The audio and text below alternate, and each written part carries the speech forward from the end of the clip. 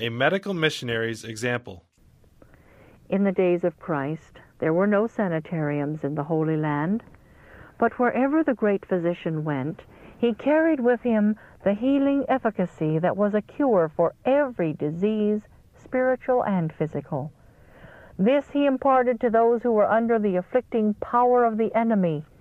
In every city, every town, every village through which he passed, with the solicitude of a loving Father, he laid his hands upon the afflicted ones, making them whole and speaking words of tenderest sympathy and compassion. How precious to them were his words! From him flowed a stream of healing power which made the sick whole. He healed men and women with unhesitating willingness and with hearty joyfulness, for he was glad to be able to restore suffering ones to health. Anxiety of his family. The mighty healer worked so incessantly, so intensely, and often without food, that some of his friends feared he could not much longer endure the constant strain. His brothers heard of this, and also of the charge brought by the Pharisees that he cast out devils through the power of Satan. They felt keenly the reproach that came upon them through their relation to Jesus. They decided that he must be persuaded or constrained to cease his manner of labor. And they induced Mary to unite with them, thinking that through his love for her they might prevail upon him to be more prudent. Jesus was teaching the people when his disciples brought the message that his mother and his brothers were without and desired to see him. He knew what was in their hearts. And he answered and said unto him that told him, Who is my mother, and who are my brethren? And he stretched forth his hand toward his disciples, and said, Behold my mother and my brethren. For whosoever shall do the will of my Father which is in heaven, the same is my brother and sister and mother. Read Matthew 12:48-50.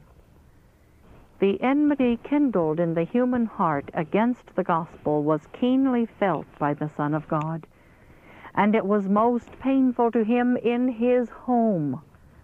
For his own heart was full of kindness and love, and he appreciated tender regard in the family relation.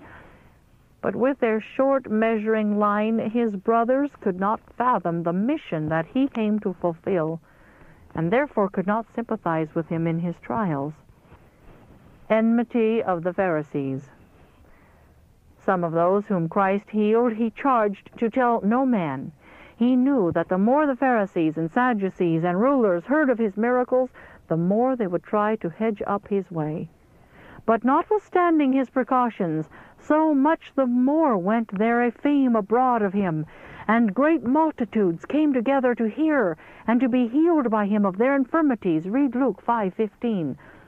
Again and again he was followed by the priests, who expressed their violent sentiments against him in order to stir up the enmity of the people. But when he could no longer safely remain in one place, he went to another. In doing medical missionary work, we shall meet the same opposition that Christ met. He declares, Ye shall be hated of all men for my name's sake, but he that endureth to the end shall be saved. But when they persecute you in this city, flee ye to another. For verily I say unto you, ye shall not have gone over the cities of Israel till the Son of Man be come. Matthew 10:22-23. The life of Christ and his ministry to the afflicted are inseparably connected. From the light that has been given me, I know that an intimate relationship should ever exist between the medical missionary work and the gospel ministry. They are bound together in sacred union as one work, and are never to be divorced. The principles of heaven are to be adopted and practiced by those who claim to walk in the Savior's footsteps. By his example, he has shown us that medical missionary work is not to take the place of the preaching of the gospel, but is to be bound up with it. Christ gave a perfect representation of true godliness by combining the work of a physician and a minister, ministering to the needs of both body and soul, healing physical disease, and then speaking words that brought peace to the troubled heart. Point to Jesus. We should ever remember that the efficiency of the medical missionary work is in pointing sin-sick men and women to the man of Calvary, who taketh away the sin of the world. By beholding him, they will be charged into his likeness. Our object in establishing sanitariums is to encourage the sick and suffering to look to Jesus and live.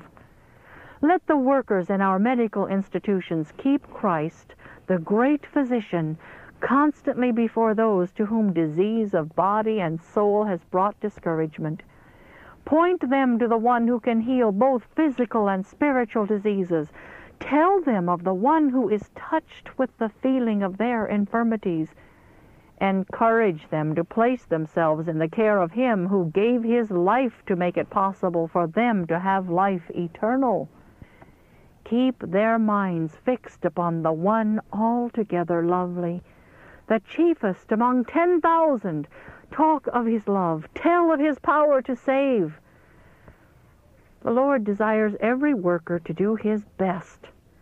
Those who have not had special training in one of our medical institutions may think that they can do but very little. But, my dear fellow workers, remember that in the parable of the talents, Christ did not represent all the servants as receiving the same number. To one servant was given 5 talents, to another 2, and to still another 1. If you have but 1 talent, use it wisely, increasing it by putting it out to the exchangers. Some cannot do as much as others. But everyone is to do all he can to roll back the wave of disease and distress that is sweeping over our world. Come up to the help of the Lord against the mighty powers of darkness. God desires every one of his children to have intelligence and knowledge, so that with unmistakable clearness and power his glory shall be revealed in our world. Christ has empowered his church to do the same work that he did during his ministry. Today he is the same compassionate physician that he was while on this earth. We should let the afflicted understand that in him there is healing balm for every disease, restoring power for every infirmity.